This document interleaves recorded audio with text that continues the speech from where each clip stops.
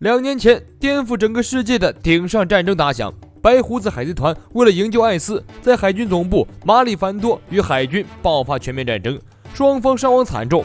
当时还只是海贼新星的路飞勇闯推进城，猛攻马里凡多，拼了性命奔向触星台救自己的大哥。但是艾斯却还是死了，路飞几乎精神崩溃，身心受到巨大创伤。在慎平和雷利的帮助下，路飞逐渐从悲痛中走了出来。路飞接受雷利的提议，在女儿岛西北部的一座无人岛上接受雷利为期2年的魔鬼训练。这一期的故事就是从这里开始的。经过一段时间的特训，路飞还是无法熟练地掌握和武装色霸气和见闻色霸气。雷利指出，路飞太过依赖双眼，这样是无法捕捉到黄猿那种光速的，唯有提升见闻色霸气，才能代替双眼，准确地感知对手的气息和强弱。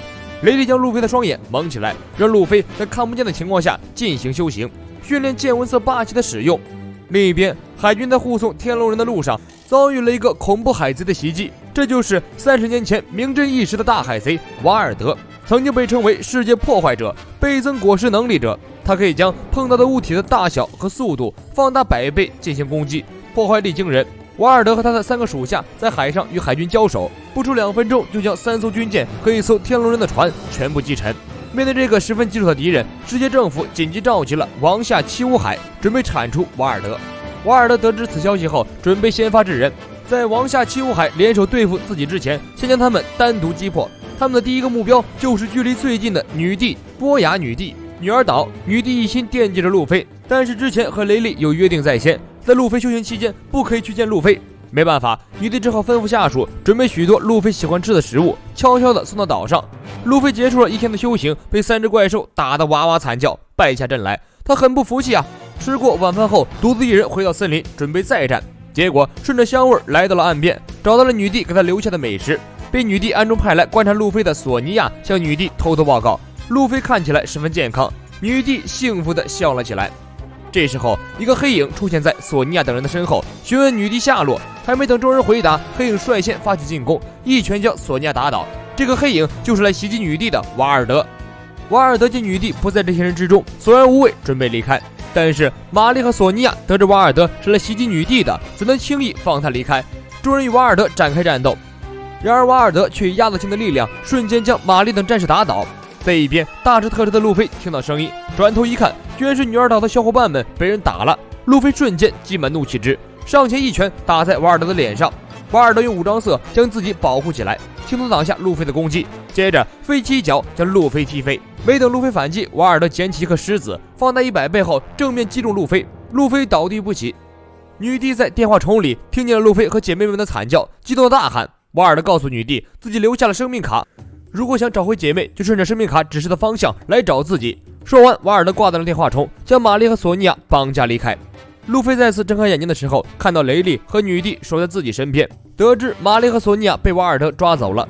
路飞请求雷利让自己随女帝一同前去营救。雷利知道此时的路飞还没有完全掌握霸气，去了恐怕会没命，但是架不住路飞和女帝的请求，而且也想借此机会让路飞历练一下，于是答应了路飞的请求，交代他一定要活着回来，而且不能引起任何的骚乱。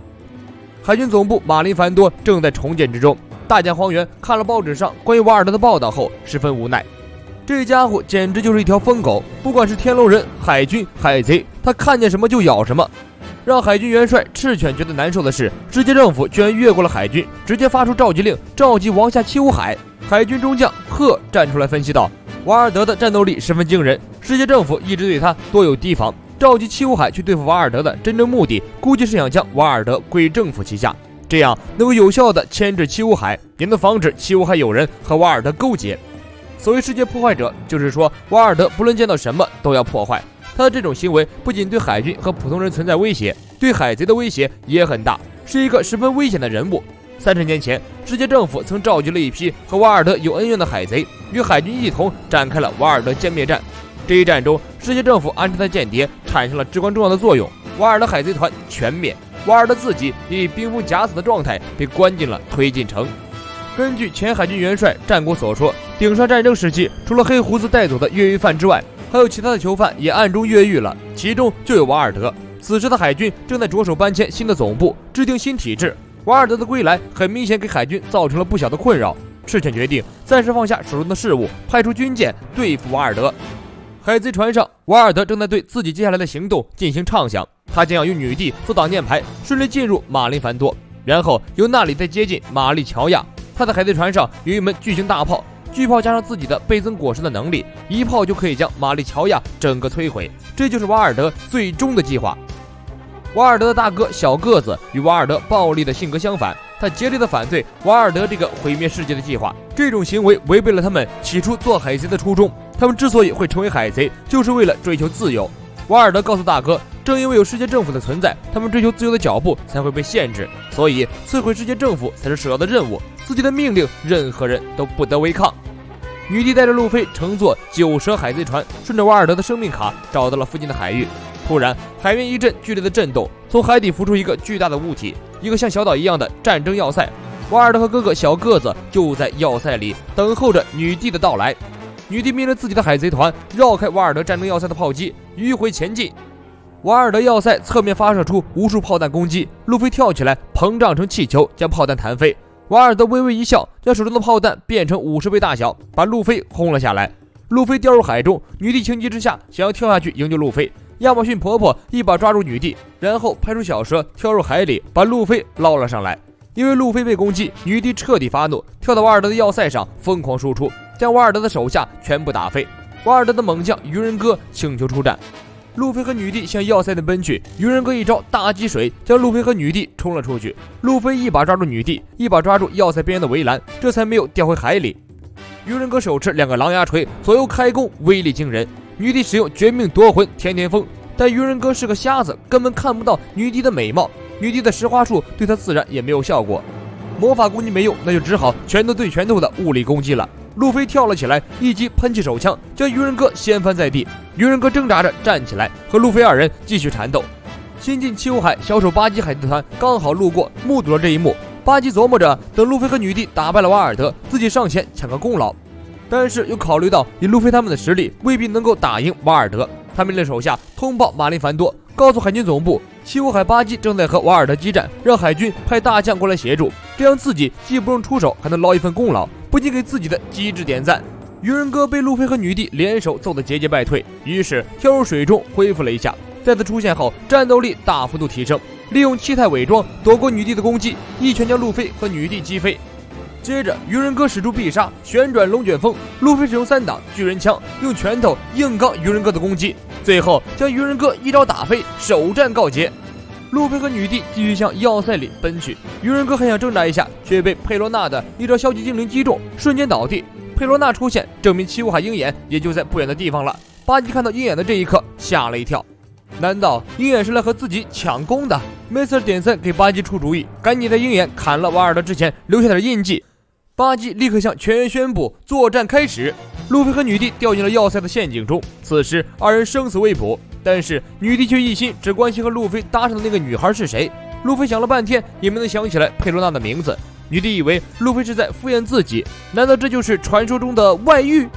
路飞没理会女帝，自顾去找出口。2人在这个迷宫一样的地方奔波许久，结果误入一个入口里，机关落下把2人隔开。路飞这边迎面遇到了劲敌瓦尔德，路飞让女帝先去救玛丽和索尼娅，自己留下来对付瓦尔德。本来瓦尔德并没有把路飞放在眼里，但是他的大哥突然打过电话告诉瓦尔德，眼前这个家伙绝对不是小人物，而是几日前为了救出艾斯大闹马林凡多的海贼蒙奇帝路飞，海军中将铁拳卡普的孙子。瓦尔德冷漠地问路飞，你有救出你哥哥吗？还是说你根本谁也救不了？瓦尔德的话瞬间击中路飞的软肋，路飞暴怒着跳起来攻击瓦尔德，瓦尔德轻松躲开，然后跳过去使用机关枪疯狂输出。瓦尔德一个重拳将路飞锤倒，路飞启动2档用喷气机关枪攻击。瓦尔德身形灵活，巧妙躲过后，利用武装色硬化突击一拳打中路飞，将他狠狠击飞。瓦尔德把路飞打到了武器库里，告诉路飞可以给他最后一次机会，让他任意选择武器来攻击。路飞哪里会武器，他只会用拳头，但是他的2档根本抓不住瓦尔德。瓦尔德嘲讽着说，这种连霸气都用不好的小鬼，就是因为实力不行，所以连自己的哥哥都救不出来。瓦尔德将一把飞镖抛入空中，倍增10倍速之后，飞镖的速度路飞根本看不清楚，全部命中。接着瓦尔德闪现到路飞身后，几个来回重击将路飞打得遍体鳞伤。瓦尔德用飞镖将路飞钉死在地板上，从天而降一个武装色重拳，路飞被打得失去意识。在一边看热闹的巴基一伙人看到路飞这么简单就被打败了，那自己简陋的计划不就泡汤了吗？他命令手下不管用什么办法都要将路飞救活。巴基一个巴掌打在路飞的脸上，嚷嚷道：“如果不想受罪，那就赶紧振作起来。”接着一个巴掌接着一个巴掌抽下去，在巴基狂风骤雨的巴掌中，路飞终于燃起斗志，从睡梦中惊醒，然后咆哮着去找瓦尔德决斗。女的这边则遭遇了瓦尔德传译眼镜女。眼镜女发明了一种中药，可以专门对抗女帝的石化天巅峰，唯一的缺点就是太苦了。接着眼镜女将一种毒药含在嘴里喷了出来，毒药粘在女帝的衣服上，瞬间将她的衣服溶解掉。然后眼镜女又利用一种返老还童的药剂使自己变得年轻，她以为这样可以轻易的打倒女帝，但是她实在是低估了齐武海的实力。女帝的魅力让眼镜女几次想要停下攻击，为了对抗女帝的诱惑，眼镜女只得不断的吞吃各种草药，让自己保持清醒。但最终眼镜女始终无法抗拒女帝的美貌，将所有的药剂吐了出来，被女帝的天巅峰石化。女帝潇洒的转身，很酷的说道：“世界上没有什么东西能够阻挡妾身的美丽。”瓦尔德还有一个手下方块哥，他通过果实能力操控机关，把路飞逼入一个房间里。看来想要找到瓦尔德，就必须过了这一关。但是这个家伙的能力十分棘手，他可以将任意的物体变成立方体，并且操纵立方体进行攻击。路飞一个不留神，被立方体压在了后面，变成相片。巴基一伙只是路过，也被方块男一顿猛攻。巴基一心只想让路飞赶快打倒瓦尔德，好让自己趁机沾个光，抢个一份功劳。于是大方地告诉路飞，去找瓦尔德决斗吧，这里就交给我。此言一出，巴基的手下对巴基敬佩的五体投地。原来巴基船长是一个这样英勇无畏、为他人着想的人。方块哥将空气压缩成立方体丢出来攻击，梅瑟3站了出来，用蜡烛枪挡下一击。巴基和其他人赶紧趁机逃走，方块哥追了上去，触碰到巴基之后，将巴基也变成了立方体，然后一锤子下去。关键时刻，巴基的4分5裂果实正巧帮他解了围。接着巴基使出巴基炸弹轰炸，烟雾之中，巴基打算趁乱逃走，结果女帝从烟尘中跳了出来，一脚将方块哥石化。落地之后，女帝毫不犹豫地去找路飞。30年前，瓦尔德和大哥一起出海，为追求自由和冒险，成为海贼，然而却事与愿违。因为不断的被海军追捕，瓦尔德不断的反抗，悬赏金也逐渐累积起来，最后被冠上世界破坏者的名号，成为重大悬赏犯。后来海军和海贼联手讨伐瓦尔德海贼团，世界政府在瓦尔德海贼团的内部安插了间谍，决战时刻间谍们背后插了一刀，将瓦尔德重伤。而瓦尔德的同伴们为了保存实力，在被海军围剿的时候纷纷逃命。至此以后，瓦尔德再也不会相信任何人，不相信有同伴会永远忠诚自己。路飞终于赶了过来，与瓦尔德正面对决。瓦尔德的速度太快，路飞的2档都无法追上他。瓦尔德告诉路飞，自己10秒钟就可以打倒他。路飞将瓦尔德紧紧抓住，而瓦尔德反过来把路飞抡了起来，利用50倍的速度将路飞狠砸在了地面上。但是路飞是橡胶人，所以怎么砸都伤不到他。路飞使用3档巨人之枪，瓦尔德用武装色将路飞的攻击扛了下来。接着路飞使出武装色霸气，用喷气手枪攻击瓦尔德。瓦尔德可是全身被武装色包裹着，就算路飞的招式将他击中，也无法伤到他。瓦尔德一个重拳将路飞打飞，路飞撞击在场地旁边的尖刺上，身体直接被刺穿。要塞外面，由于巴基通知了海军，赤犬直接率领海军舰队过来炮击。巴基本想趁机捞个功劳，但是强硬的赤犬根本不管齐武海死活，直接下令所有舰队发起总攻。一瞬间，炮弹夹杂着赤犬的熔岩拳头，将瓦尔德的要塞打得满目疮痍。瓦尔德的大哥想要阻止瓦尔德，但是瓦尔德毫不听劝，他告诉大哥自己根本不需要同伴，同伴对自己来说就是工具。路飞听到这话就怒了，上前一拳将瓦尔德打倒。女帝赶来将自己的2个妹妹救走，路飞运用武装色和瓦尔德互殴拳头。对于路飞来说，没能救出艾斯是他一辈子的伤痛，但是他知道他还有自己的伙伴等着他归来。路飞在和瓦尔德不断的战斗中，武装色和见闻色得到大幅度提升。2档的路飞和100倍增强的瓦尔德对拳，居然丝毫不输。最后，路飞一招火拳枪将瓦尔德痛快的击飞，赢得战斗。瓦尔德用尽最后一口气，启动了要塞巨炮，瞄准海军的舰队，使用100倍增强，巨大的炮弹比7艘军舰加起来都要大，海军根本无法阻拦。